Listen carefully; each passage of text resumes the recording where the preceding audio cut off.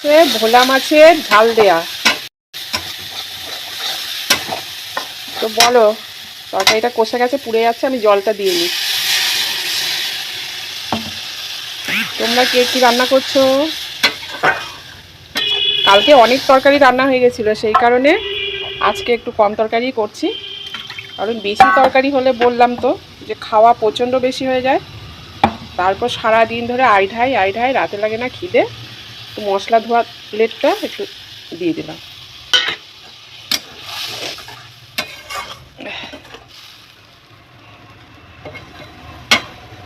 এইবার দিয়ে দেব মাছগুলো। এইবার মাছগুলো সব একে একে দেব।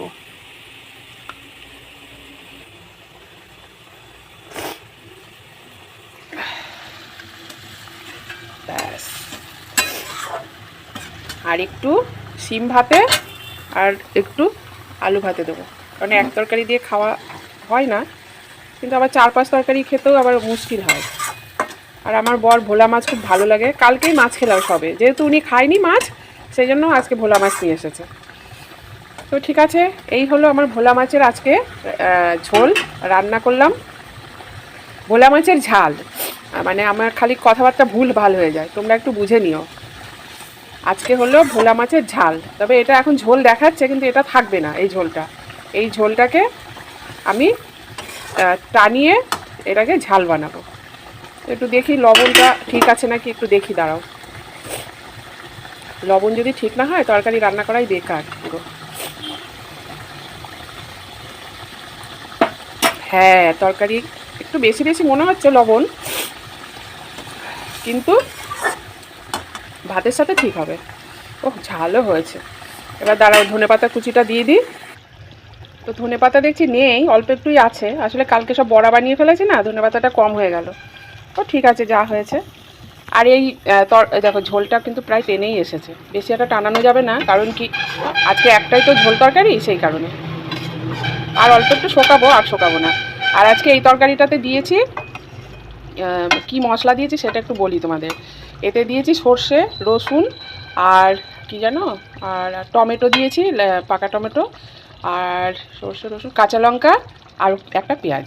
এই হলো দিয়েছি, দেখো মনেও নেই কী কী দিয়েছি। আর ফোড়নে দিয়েছি কালো জিরে। তো আমি ভোলা মাছের ঝাল দেওয়া আমি যখনই করি এইভাবেই করি, ভোলা মাছ না, যে কোনো মাছের ঝাল দেওয়া যখন করি এইভাবেই করি। তো তোমরা কিভাবে রান্না করো একটু কমেন্টে জানিও।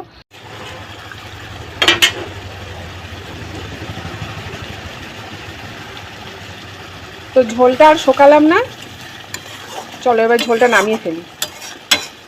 তোমাদেরকে শেষ মুহূর্তটা দেখানো পর্যন্ত কারণ আছে, কারণ কি যেহেতু আমি তরকারিতে সবসময় ঝোল বেশি দিই, তোমরা হয়তো ভাববে বাবা এই ঝালেও এত এত ঝোল, সেই কারণে তোমাদেরকে আমি একদম শেষ মুহূর্ত পর্যন্ত দেখিয়ে দিই, যাতে তোমাদের চিন্তাভাবনাটা না হয় যে আমি এত ঝোল খাই তরকারিতে। ঝোল আমি বেশি দিই যাতে তরকারিটা টেস্ট হয় ফুটে, সেই কারণে। তো ঠিক আছে, চলো তাহলে। তার গ্রেভিটাও কিন্তু সুন্দর হয়েছে, তরকারির কালারটা কেমন হয়েছে বলো। আর যে কথাটা বললাম না যে তোমরা যদি কেউ ভাবো যে আমি ঝোল বেশি খাই সেই কারণে, আসলে সত্যি কথা বলতে এই কথাটা আমাকে একজন বলেই ফেলেছে, যে তোমরা তো কড়াই ভর্তি করে ঝোল খাও, তাই বলেছে। তো সেই কারণে একজন আমার বলেছে কড়াই ভর্তি করে নাকি আমরা ঝোল খাই। আসলে যে বলেছে সে আসলে কেমন রান্না করে জানি না, কেমন রান্না করে সে জানি না, তো সেই কারণেই এইটা দেখানো। কড়াই ভর্তি করে আমি ঝোল দিই, কিন্তু সেটা দিই তরকারিটা যাতে ফোটে অনেকক্ষণ, সেই কারণে দিই। আর গ্রেভিটা খুবই সুন্দর হয়েছে। তো ঠিক আছে, এই হলো আমার সর্ষে ভোলা, মানে ভোলা মাছের ঝাল। তো রাখলাম, সকলেই ভালো থেকো, টাটা।